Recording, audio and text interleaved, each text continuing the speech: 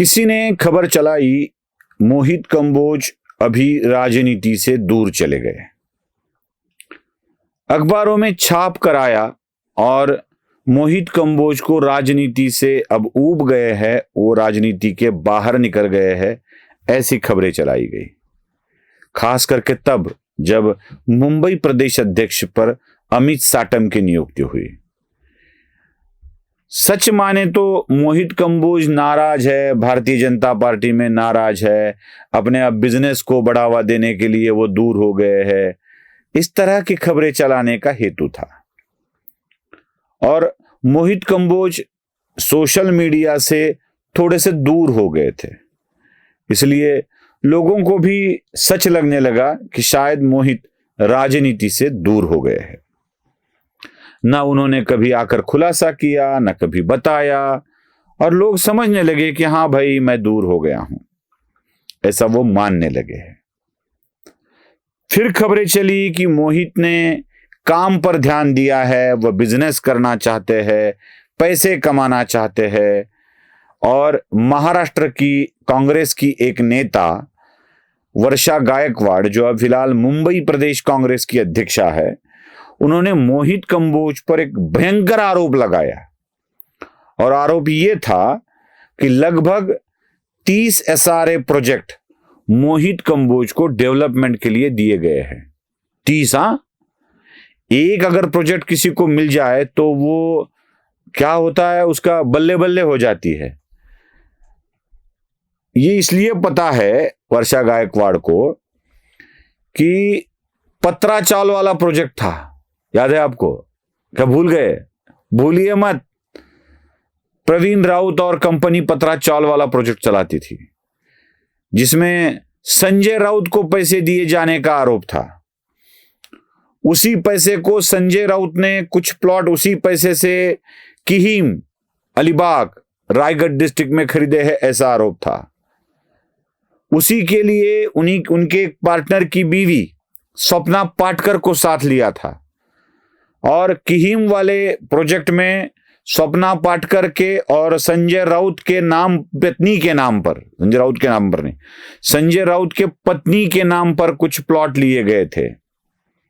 फिलहाल ईडी के पास वो प्लॉट जब्त है, लेकिन ये बात फैली थी संजय राउत के पत्नी को दादर में फ्लैट लेने के लिए प्रवीण राउत की पत्नी द्वारा कर्जा दिया गया था, जिसका उल्लेख भी राउत के हलफनामे में है।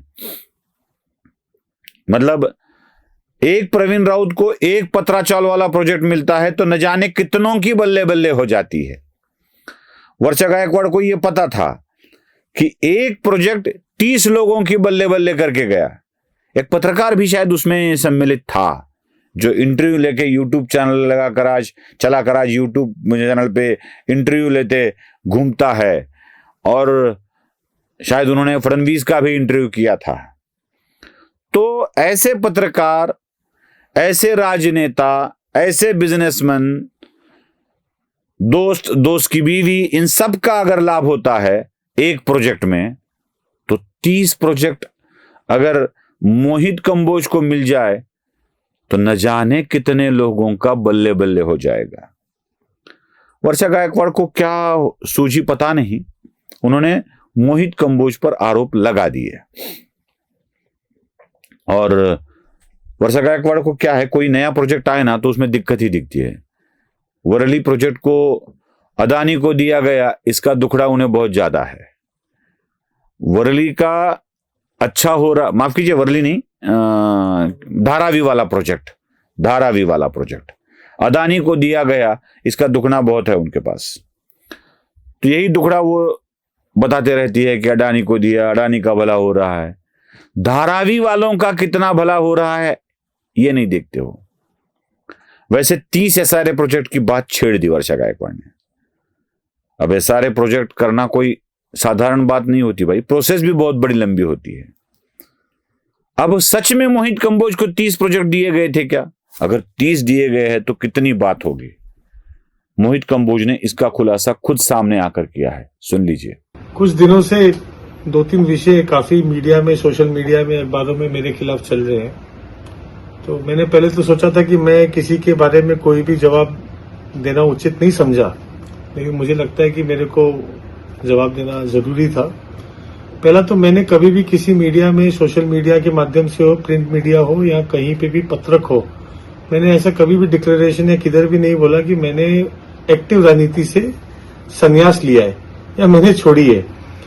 ये किसने कहां से अखबार में स्टोरी की, किसने की और किस बुनियाद पे की, तो ना मैं इसमें कभी जाने का प्रयत्न किया, क्योंकि ऐसी हजारों स्टोरियां होती रहती हैं, चलती रहती हैं, लोगों ने अपने नैरेटिव बनाए।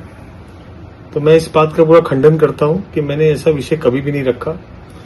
दूसरा विषय, ये जो आजकल सोशल मीडिया में और कांग्रेस की जो मुंबई की अध्यक्ष हैं श्रीमती वर्षा गायकवाड़ जी, उन्होंने और उनके जो टीम है पूरी, उन्होंने चालू किया कि 30 एसआरए के प्रकल्प गवर्नमेंट ने मुझे दिए। मेरा ऐसा मानना है कि कोई भी आरोप लगाने से पहले 30 कौन से प्रकल्प मुझे दिए गए एसआरए के। वर्षा गायकवाड़ जी एक इतने लंबे समय से मिनिस्टर हैं, आमदार रही, खासदार हैं, तो कोई भी एसआरए का प्रकल्प दिया जाता है तो उसमें पहले सोसाइटी का कंसेंट होता है। कंसेंट करने के बाद उसमें भाड़ा दिया जाता है। अगर वहां के लोग तैयार होते हैं तो आपको एनेक्शर के बाद एलओआई मिलती है, फिर उसके बाद दूसरी सीसी की, आईओडी की परमिशन आने के बाद काम चालू होता है। कोई भी गवर्नमेंट डायरेक्ट किसी को कोई भी प्रकल्प दे नहीं सकती एसआरए की। 30 प्रकल्प की लिस्ट, मेरा ऐसे उनसे हाथ जोड़ के निवेदन है वर्षा गायकवाड़ जी से कि आप 30 छोड़िए, आप मुझे 5 प्रकल्प बताइए कि कौन से एसआरए ने मुझे या महाराष्ट्र सरकार ने मुझे डायरेक्ट दिए हैं। अगर आप ये बताने में असक्षम होती है तो आप अपने पद से और राजीनामा तुरंत उसी 5 मिनट के अंदर आपको देना पड़ेगा। और मैंने सोचा था पहले कि इनको लीगल संबंध और लीगल नोटिस भेजूं, तो मेरे लॉयर की फीस भी ज्यादा है इनके प्रोफाइल से, तो इसके लिए मैं उसमें भी पढ़ना नहीं चाहता। लेकिन मेरा ऐसे निवेदन है, अगर इनके अंदर 1% की भी सच्चाई है तो वो लिस्ट का मैं वेट कर रहा हूं। धन्यवाद। ये पूरा का पूरा खुलासा इसलिए दिखाया आपको कि 2 प्रश्नों के उत्तर इसमें हैं मोहित कंबोज के। एक, राजनीति से दूर होना, और दूसरा एसआरए के प्रोजेक्ट। दोनों का इनकार किया है और वर्षा गायकवाड़ को मोहित कंबोज ने स्पष्ट तौर पर बता दिया है कि मुझे बता दो, अगर है कहां से आए हैं, 5 भी बता दो तो मैं आपका आरोप मान्य करने के लिए तैयार हूं। 30 नहीं, 5 भी बता दो। कम से कम वर्षा गायकवाड़ 3 तो बता दे। संजय राउत ने भी ऐसे ही किया था। संजय राउत ने मोहित को बोला था कि मैं जानता ही नहीं हूं कौन है मोहित, कौन मोहित कंबोज। संजय राउत ने बोला था, ये बार बार मोहित कंबोज पर गलत आरोप लगाते आए हैं, मैं जानता नहीं हूं कौन है मोहित कंबोज। तो मोहित कंबोज ने उनकी फिल्म के लिए कितने पैसे दिए थे, कैसे दिए थे, इसका स्पष्ट तौर पर विवरण दे के रखा था। भाई पैसे लेते हो, पहचानो तो कम से कम।